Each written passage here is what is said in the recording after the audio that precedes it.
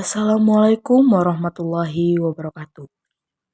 Kembali lagi dengan saya di sini, Hasta Saktianisari, dengan NIM K7122-141 yang akan menjelaskan materi tentang pendidikan Pancasila dengan judul Masalah Nilai dalam IPTEK. Manusia harus hidup dengan pola pikiran yang baik agar hidupnya tidak tercela dan tidak dibodoh-bodohi oleh orang lain. Dan ilmu pengetahuan sangat berdampak bagi keahlian individual sampai ke perkembangan globalisasi. Banyak orang juga yang membagi ilmu pengetahuannya untuk orang lain dan ilmu itu sangat bermanfaat bagi orang itu sendiri. Sebelum masuk ke materi, perkenalkan saya untuk menjelaskan dulu apa itu arti IPTEK.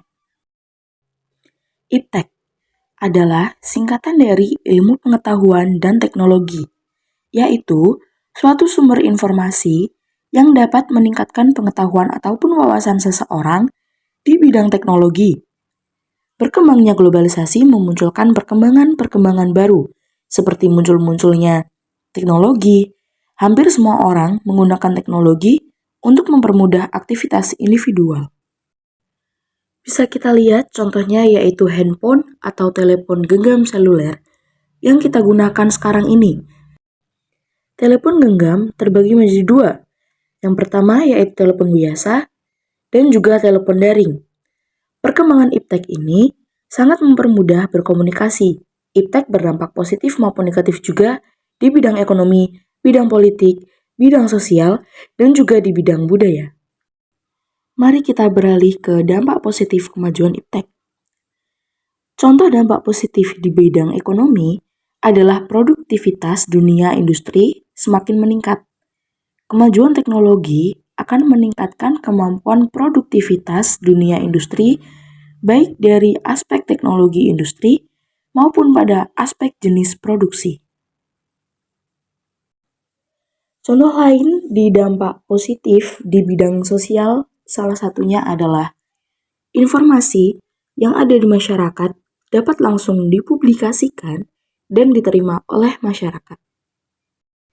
Di bidang budaya, salah satu contoh positifnya adalah mempermudah pendistribusian karya-karya anak bangsa seperti musik, film, fashion, maupun furniture ke negara-negara tetangga maupun negara-negara berbeda benua yang mana akan memperkuat identitas negara serta membuat negara semakin dikenal oleh dunia luar. Nah, setelah kita mengetahui dampak-dampak positifnya, mari kita pelajari dampak-dampak negatifnya. Salah satu contoh negatif di bidang ekonomi ialah sifat konsumtif sebagai akibat kompetisi yang ketat pada era globalisasi akan juga melahirkan generasi yang secara moral mengalami kemerosotan konsumtif, boros, dan memiliki jalan pintas yang bermental instan. Selain itu, dampak negatifnya adalah kemerosotan moral di kalangan warga masyarakat, khususnya di kalangan remaja dan pelajar. Banyak kita jumpai pada saat ini, terdapat remaja yang kurang sopan santunnya terhadap orang tua. Contohnya adalah yang baru-baru ini viral. Adalah pelajar yang menendang bahkan memukul seorang nenek-nenek yang sedang berjalan tanpa suatu alasan yang jelas. Hal tersebut merupakan tindakan yang sangat tidak terpuji. Bisa saja anak di bawah umur yang belum mengerti apa-apa menirukan kegiatan tersebut kepada orang lain. Contoh lainnya adalah budaya konsumtif. Di era sekarang ini, platform-platform belanja online sudah ada berbagai macam. Dengan adanya platform tersebut, kita bisa dengan mudah membeli apa saja yang kita inginkan melalui ponsel. Hal tersebut dapat menyebabkan kecanduan berbelanja yang mengakibatkan perilaku konsumtif. Yang terakhir adalah contoh negatif dari bidang budaya.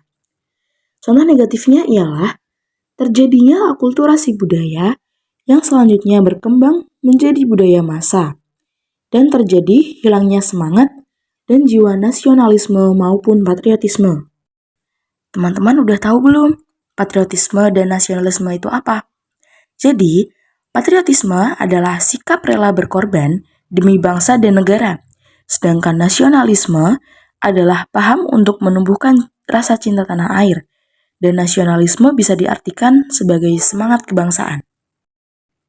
Kemajuan kehidupan ekonomi yang terlalu menekan pada upaya pemenuhan berbagai keinginan material telah menyebabkan sebagian warga masyarakat menjadi kaya dalam materi, namun miskin dalam dimensi rohani. Banyak contoh permasalahan perkembangan iptek di Indonesia, dan salah satunya yaitu bullying berunsur sara di media sosial. Pengguna media sosial tidak mengenal umur dan gender, membuat pengguna media sosial semena-mena dengan pendapat yang mereka keluarkan. Selain contoh bullying, juga ada penipuan online, di mana penipu-penipu yang berkeliaran di online mempunyai sikap yang individualis, karena tidak memikirkan orang lain yang mereka tipu dan tidak berkemanusiaan.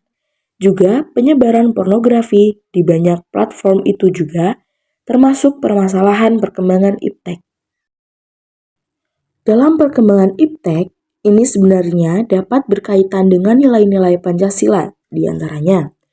Yang pertama, ketuhanan yang Maha Esa, yaitu di Indonesia begitu beragam agama yang dimiliki, maka dari itu sikap toleransi harus kita tingkatkan. Yang kedua, kemanusiaan yang adil dan beradab. Artinya, meskipun zaman sekarang sudah lebih modern, tetapi kita sebagai manusia harus tetap memiliki adab yang baik, terutama dalam bermedia sosial. Jangan semena-mena dan menyampaikan pendapat di media sosial. Yang ketiga adalah persatuan Indonesia, yang artinya selalu menciptakan rasa persatuan dan kesatuan.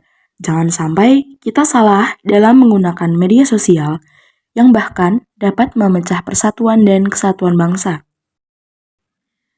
Yang keempat adalah kerakyatan yang dipimpin oleh hikmat kebijaksanaan dalam permusyawaratan perwakilan, yaitu tidak ada larangan dalam menggunakan media sosial, akan tetapi kita harus bisa memanfaatkan media sosial tersebut dengan baik.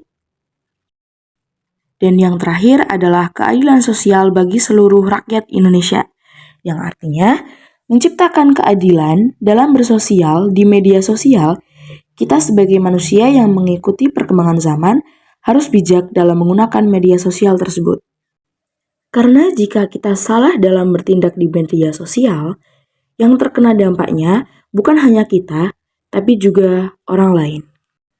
Setelah materi selesai, mari kita tonton video berikut ini. Selamat menyaksikan!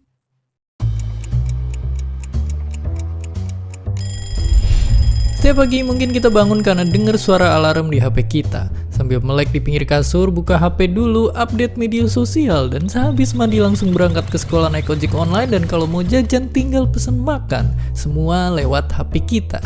Tapi pernah gak sih kepikiran kalau di zaman dulu semua teknologi ini emang belum ada? Terus gimana sih rasanya hidup di zaman sebelum teknologi yang kita kenal ditemukan?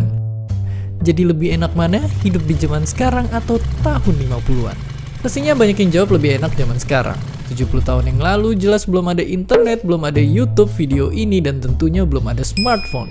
Tiap pagi dibangunin sama jam waker. Kalau mau nelpon orang kita harus pakai telepon ribet yang mesti diputar-putar. Kalau mau dengerin musik kita harus pakai alat gede ini buat mainin piring yang gak kalah gede. Berangkat pergi mesti jalan kaki, kalau jauh baru naik delman. Sungguh sangat ribet. Tapi dimanakah sekarang benda-benda ini? Bagaimana bisa semua hal yang ribet ini dimasukin ke HP kita yang kecil? Jadi, ceritanya ada revolusi yang dipimpin sama teknologi digital. Sebelum revolusi ini, penyimpanan data masih berbentuk analog atau bahkan manual. Buat ngirimnya juga belum canggih-canggih banget. Tapi dengan teknologi digital ini pastinya semuanya jadi lebih cepat dan praktis. Tapi bayangin dulu kita nyimpen data-data masih ditulis di kertas, sedangkan satu CD bisa nyimpen data sama dengan 19 meter tumpukan kertas. Dan akhirnya zaman sekarang kita udah biasa banget nemuin memori 1 tera. Padahal kalau dijadiin tumpukan kertas juga bakalan setinggi Gunung Everest yang ditumpuk 3. Ini karena semua data direkam dan dikirim dalam bentuk kode angka. Dan semakin teknologi terus maju dan maju, semua ujungnya ke satu penemuan yang penting banget, internet. Munculnya internet bikin perkembangan teknologi melesat kencang. Dulu buat nonton film kita harus ke bioskop dan ngantri panjang banget buat beli tiket. Sekarang kita tinggal buka HP dan pesen tiket online. Bahkan udah ada ribuan film siap ditonton lewat sentuhan tangan. Untuk belanja dan bertransaksi kita nggak perlu lagi ke bank buat ngambil uang. Di zaman dulu pun bank itu pakai sistem barter alias nggak segampang transaksi di hari ini. Sekarang ini ibaratnya bank pun udah masuk ke HP kita. Dan karena smartphone udah bisa ngelakuin apa aja, banyak juga orang yang punya lebih dari satu. Saking banyak pengguna HP, kalau semua smartphone aktif di dunia dijejerin, barisannya bakal muterin bumi 10 kali. Sungguh sangat banyak. Jadi, kalau di sisi teknologi emang zaman sekarang menang telak. Yang dulu perlu banyak tempat penyimpanan harus kesana kemari atau harus nunggu lama, sekarang ada semua di HP kita. Asal jangan sampai kecanduan stalking sosial media mantan tiap malam. Dan seperti biasa, terima kasih. Setelah video tadi diputar, apa kesimpulan kalian? Pasti jawaban kalian beragam ya. Nah, segitu dulu ya materi dari saya. Bila ada kesalahan penyampaian, mohon maaf. Wassalamualaikum warahmatullahi wabarakatuh. See you semuanya. Semangat belajar ya.